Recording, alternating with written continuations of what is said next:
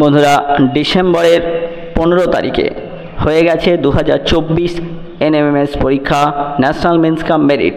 আর তারই রেজাল্টের অপেক্ষায় প্রহর গুনছে ছাত্রছাত্রী থেকে শুরু করে সমস্ত গার্জেন এবং শিক্ষকেরা। যারা অভিভাবক এবং শিক্ষক তারাও কিন্তু আশায় রয়েছেন ঠিক কবে রেজাল্ট বেরোবে। তো বলে রাখি বন্ধুরা, গত বছর, তার আগের বছর এবং তার আগের বছরের ট্রেন্ড যদি দেখা যায় তবে 3 মাসের মধ্যে রেজাল্ট কিন্তু পাবলিশ করে ওরা। যে বছর ভোট ছিল সেই বছর রেজাল্ট একটু দেরি হয়েছিল, এপ্রিলের 11 তারিখ গত বছর রেজাল্ট বেরিয়েছিল। এবছর এপ্রিল মাস পড়ার মুখে এই মুহূর্তে বলা যায় এপ্রিল মাসের প্রথম সপ্তাহ পার হবে কিনা সন্দেহ রয়েছে। তবে যদি প্রথম সপ্তাহ পার হয় তবে দ্বিতীয় সপ্তাহের প্রথমার্ধেই কিন্তু সম্ভাবনা আশা করা হচ্ছে যে রেজাল্ট পাবলিশ করবে ন্যাশনাল মেন্স কাম মেরিট।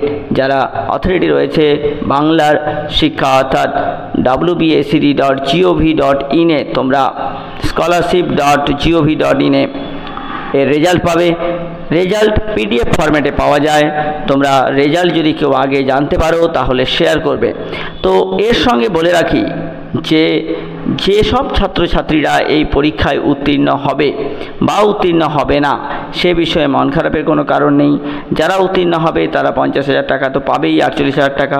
আর যারা উত্তীর্ণ হবে না তারা পাবে না। কিন্তু সবচেয়ে বড় কথা, এই পরীক্ষায় তোমরা পার্টিসিপেট করেছো, তোমরা প্রথমবার জীবনের একটা OMR সিটে পরীক্ষা দিয়েছো এবং এই পরীক্ষার প্যাটার্ন তোমরা জানতে পেরেছো। পরীক্ষা হলে ঢোকে তোমাদের অনেক এক্সপিরিয়েন্স হয়েছে, অনেক ভালো এক্সপিরিয়েন্স হয়েছে, কারো খারাপ এক্সপিরিয়েন্স হয়েছে, কারো এই যে অভিজ্ঞতাগুলো তোমাদের জীবনের পাথেয় হয়ে থাকবে ভবিষ্যতে কোনো বড় পরীক্ষা দেওয়ার ক্ষেত্রে। এই যে অভিজ্ঞতা, সেই অভিজ্ঞতা তোমরা কাজে লাগাবে।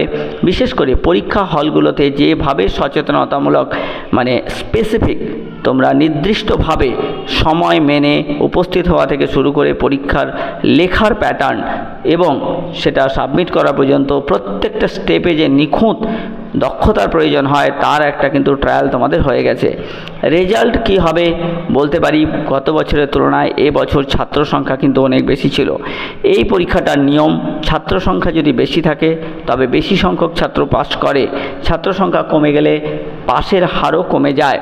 তো বলতে পারি এবছর প্রচুর সংখ্যক ছাত্রছাত্রী এই স্কলারশিপটির জন্য নমিনেটেড হবে এবং যারা 2024 সালে এই পরীক্ষাটা দিয়েছো তারা এই পরীক্ষা পাস করার পরে তোমাদের জুন জুলাই নাগাদ একটা রেজিস্ট্রেশন করতে হয় যে আমি পাস করেছি বলে এবং স্কলারশিপটি পেয়েছি।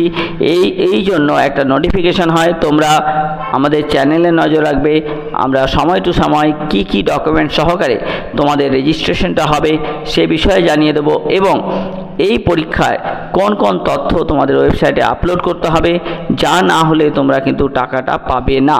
তো বন্ধুরা, এই ছিল আজকের নিউজ। এপ্রিল মাস এর প্রথম সপ্তাহ আমরা ক্রস অ্যান্ড করি যে কিভাবে আমরা রেজাল্ট পাবো, পেলে শেয়ার করব। ধন্যবাদ, দেখা হবে পরের কোনো ভিডিওতে।